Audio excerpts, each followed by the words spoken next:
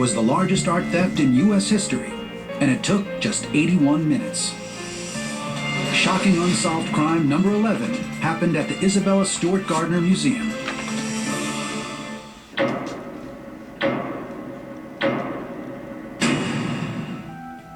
It might have been the perfect time to commit a crime in Boston. The early morning hours after St. Patrick's Day. That's when two men dressed as police officers showed up at the Gardner Museum near Boston's Fenway Park. It was 1:24 a.m. on March 18, 1990. The two phony policemen buzzed the intercom. They claimed to be investigating a disturbance on the grounds.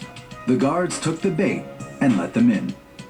The security guards were actually brought to the basement of the museum and restrained, tied up, and they were put at opposite ends of the basement. The thieves now had free rein in the museum, and they seemed to know exactly what they wanted. The thieves stole 13 pieces of priceless art from the museum, including Rembrandt's Storm in the Sea of Galilee, which is a significant piece because it is the only known seascape of Rembrandt's. They also stole Vermeer's The Concert, which represents one of only about 32 pieces done by Vermeer. A Manet painting, 5 Degas sketches, the eagle on top of a Napoleonic flag. Just cutting them out of the frames, and to this day you can actually see the jagged remains of the paintings by these great masters. The robbers then removed the museum's surveillance video. By 2:45 a.m., they were gone.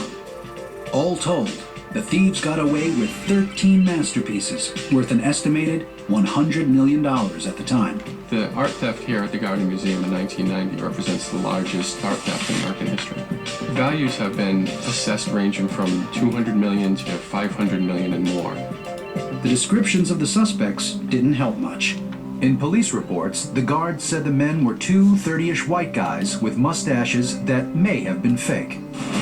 Over the years, the FBI pursued more than 2,000 leads, involved agents from 56 different offices, and traveled to 4 continents. We've looked at the common everyday thief, we've looked at drug cartels, we've looked at international theft rings. The Gardner Museum is currently offering a $5 million reward for information which leads directly to the recovery of the art in good condition. Despite the continued interest, police are no closer to solving the case today than they were in 1990. The museum and the FBI have received a large number of leads, and both of us have worked hard to follow each of them. Isabella Stewart Gardner's will states no paintings in her museum are to be sold or replaced. The empty frames of the stolen paintings still hang in the gallery, providing silent testament to the greatest art theft in history. A loud thud. A suspicious bloodstain. Miles of ocean in every direction. Unsolved crime number 10 is the mysterious disappearance of George Allen Smith.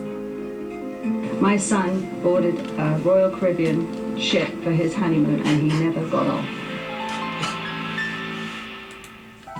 On June 29, 2005, Connecticut newlyweds George Allen Smith and his wife, Jennifer Hagel Smith, arrived in Barcelona, Spain.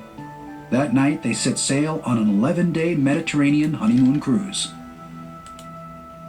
During an evening, they sort of went their ways at one point on the ship. Ship records showed George used a key card to enter his room at 4:02 that morning. According to the cruise line, security personnel escorted Jennifer back to her stateroom at 4:48. George was nowhere to be seen. In the light of morning, passengers noticed a blood stain on a lifeboat canopy a few floors below the newlyweds' balcony. The question is, did he injure himself because he was drinking and fall overboard? Did he get pushed? Was it murder? Smith's disappearance led to congressional hearings about how such incidents are reported by cruise ships. Though we all love and miss George very much, today is not simply about George. This is a much larger issue. We need to hold the cruise line industry accountable, and that's what we want to have accomplished by these hearings. One thing good about the George Smith case is it highlighted the danger Americans face on the high seas. The body of George Allen Smith has never been found. a southern socialite, a spacious riverfront mansion, and signs of a violent struggle. Shocking unsolved crime number 9 is the mysterious disappearance of furniture heiress Jacqueline Levitz. She was a wonderful person, very kind, beautiful, and lived a royal life for, I guess, 25 or 30 years. People would have noticed her. They would have known that she was rich and living alone.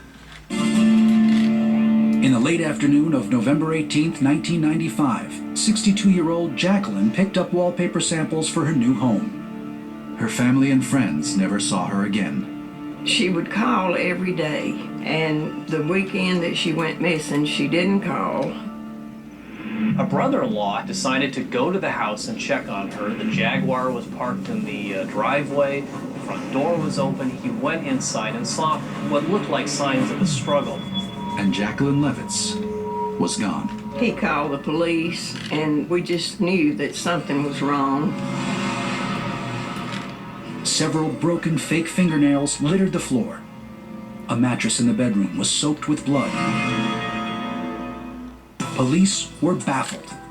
The clues didn't add up. She was easy prey for somebody who wanted to rob her or perhaps try to kidnap her for ransom, but there's never been a ransom demand. A huge pair of diamond earrings were still sitting out. The home had not been plundered in any way. You probably are dealing with somebody who has committed an impulsive act, who then realizes that it will be easily detected. Police searched the area with bloodhounds and a helicopter. We did river searches because of the close proximity to the river. We brought in canine teams, specially trained cadaver dogs, searched from the air. Their efforts proved fruitless. We continue to this day to follow leads and continue the search for Jackie and for answers.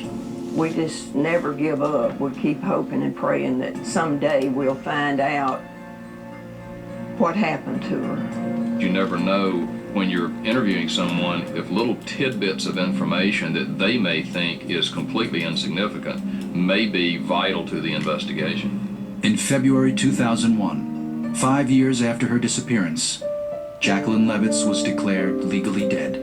We had a memorial service. Other than that, there has been no closure. It's just a mystery.